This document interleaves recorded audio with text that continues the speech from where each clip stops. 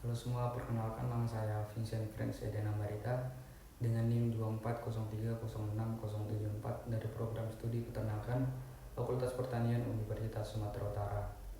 Pada video kali ini saya akan menjelaskan tentang metabolisme lemak atau metabolisme lipid. Ini merupakan salah satu topik pembelajaran dalam mata kuliah biokimia.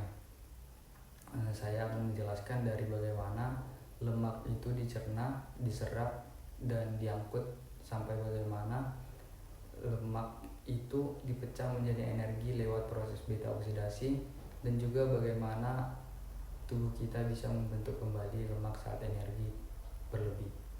Metabolisme lipid ini adalah suatu proses mulai dari pencernaan lemak, penyerapan dan transportnya dalam tubuh, hingga pemecahan dan sintesis kembali lemak sesuai kebutuhan energi tubuh.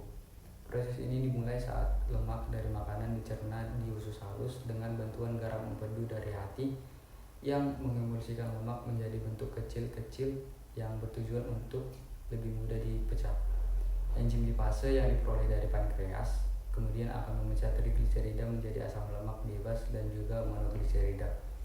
Hasil pencernaan ini diserap oleh sel usus halus atau enterosit, di mana asam lemak dan monogliserida dibentuk kembali menjadi trigliserida dan dibungkus dalam suatu partikel bernama kilomikron, di mana kilomikron ini akan diangkut melalui sistem limfatik ke dalam darah, lalu disalurkan ke jaringan tubuh untuk disimpan atau digunakan sebagai sumber energi pada tubuh.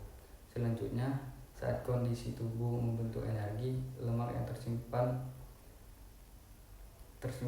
akan dipecah melalui proses beta oksidasi di dalam mitokondria. Sebelum masuk ke mitokondria, asam lemak terlebih dahulu diaktifkan oleh enzim asil-CoA sintetase menjadi asam lemak asil-CoA. Molekul ini kemudian dibawa masuk ke dalam mitokondria melalui sistem Carnitine. Di dalam mitokondria, beta oksidasi berlangsung melalui 4 tahap utama. Yang pertama itu adalah tahap dehidrogenase pertama atau oksidasi pertama oleh enzim asil CoA dehidrogenase yang menghasilkan trans-enoil-CoA dan mereduksi FAD menjadi FADH2. Tahap kedua ada hidrasi, di mana enzim enoil CoA itu enzim enoil CoA hidratase menambah air ke dalam ikatan rangkap dan akan membentuk beta hidroksiasil CoA. Tahap ketiga ada dehidrogenase kedua atau oksidasi kedua oleh enzim beta hidroksiasil CoA dehidrogenase yang mengubah gugus hidroksil menjadi keton dan menghasilkan beta ketoasil CoA dan NADH dari NAD+. Terakhir, tahap tiolisis, enzim tiolase memecah beta ketoasil CoA menggunakan satu molekul koenzim A dan menghasilkan satu molekul asetil CoA asam lemak dari asil CoA yang lebih pendek 2 karbon. Siklus ini terus berulang hingga semua rantai asam lemak dalam tubuh itu habis.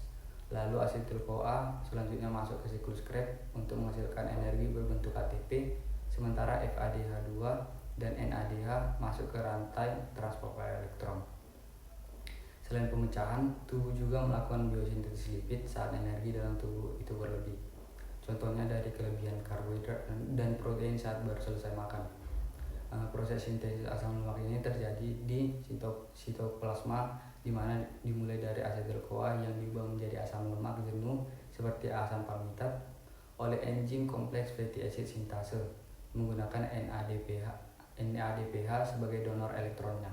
Selanjutnya, sintesis gliserol terjadi dari hasil antara glikolisis, yaitu gliserol trifosfat yang kemudian akan digabung dengan asam lemak untuk membentuk trigliserida dalam proses sintesis triacylglycerol yang disimpan sebagai cadangan energi di jaringan adiposa.